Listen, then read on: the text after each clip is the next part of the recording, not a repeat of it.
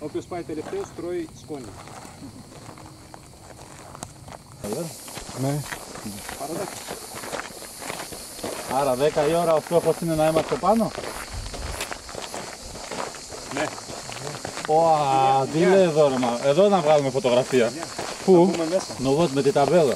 Α, Να, εκεί στην αρχή και ένα στο τέλος θα φτάσουμε. Το πελάκι δείχνει εκεί.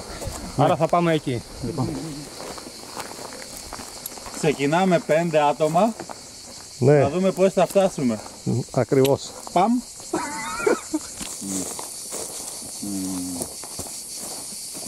Βλέπουμε εδώ.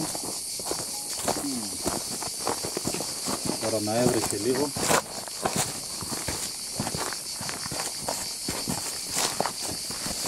Αυτό είναι ο Βάγκο. Και θα πετάμε δεξιά αριστερά. Από εκεί έτσι.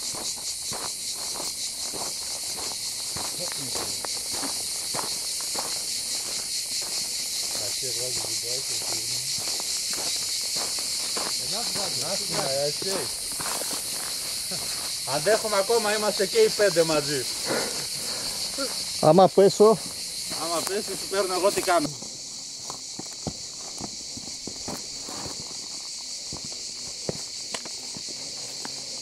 Γορεύεται η θύρα. Βάζει κάτι σου δείχνει. Πού πάμε? Χαθήκαμε. Ακούτε τα τζιτζίκια? Ναι, χαθήκαμε. Εγώ τα ακούω, πάμε. Ο Γιάννης όταν ήρθε μετά...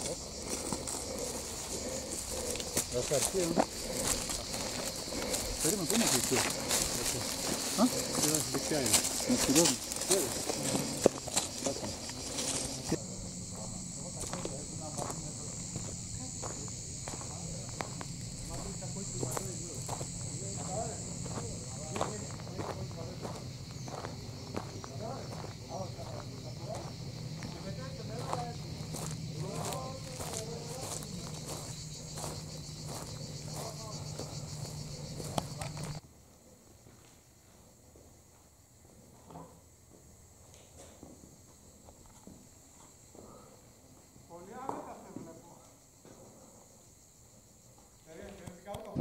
Το normal μέγεθος της μύγας, αυτό εδώ είναι.